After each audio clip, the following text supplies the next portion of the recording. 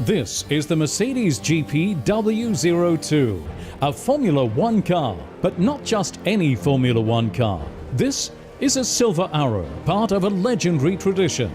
They've thrilled fans for over 75 years, driven by heroes of their time, be it Juan Manuel Fangio or Stirling Moss, Michael Schumacher or Nico Rosberg. Only the best drive a Silver Arrow, then as now.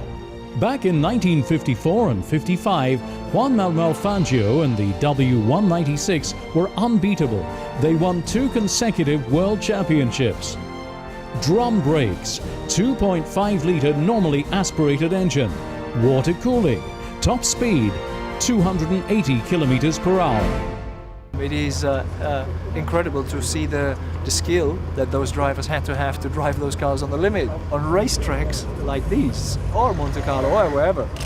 But to compare it to nowadays, it's obviously very different, but certainly no less fun.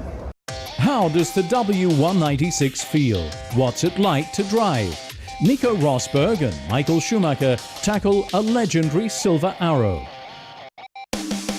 It was unique in Formula One, 2 bodywork styles on one car, with the open wheel and Streamliner versions. The Streamliner was more aerodynamically efficient, specifically developed for high-speed circuits like Monza. Otherwise, the cars were almost identical. Straight 8 front-engine design, 280 horsepower, 5-speed manual transmission. Well, it's like a go-kart. You know, you're high up. You see a lot.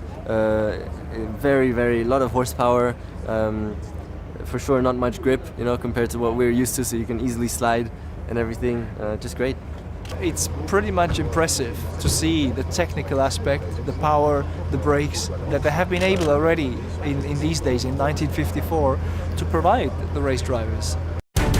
One driver from that glorious era was the young German Hans Hermann. With teammates Juan Manuel Fangio, Karl Kling, Stirling Moss, they left the competition in their wake. They were regarded as unbeatable.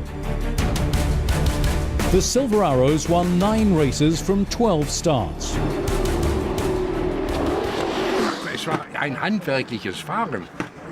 Driving then was a manual craft. You had to declutch, shift gear and brake, and do everything by hand. Let's say that put the spotlight fairly firmly on the driver.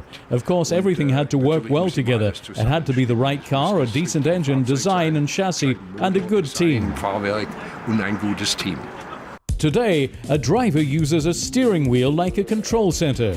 It regulates the car's fuel mixture, pit radio, and even the KERS hybrid system. Back then, the wheel merely served its primary purpose, steering. 42.5 centimeters in diameter, a wooden rim which was 2.4 centimeters thick. In 2011, the drivers lie prone in the cockpit and achieve top speeds of 350 kilometers per hour. But that's only 70 kilometers per hour more than in 1955. Sitting upright with an extra large steering wheel. Sitting on a cushion, you know, no seat belts, steering wheel, huge steering wheel right here, which is just, and it's very light. And then also the pedals. You have the gearbox right between your legs, so you have one pedal all the way on the right, the other pedal all the way on the left, so you're sitting there like this with your legs. And here's the throttle and brake, and there's the clutch. And that's so awkward, but then when you're driving, get used to it very quickly. Over 3/4 of a century have passed between then and now. In this time, one thing never changed: the spirit of the Silver Arrow. It makes this car what it is, a motor racing legend.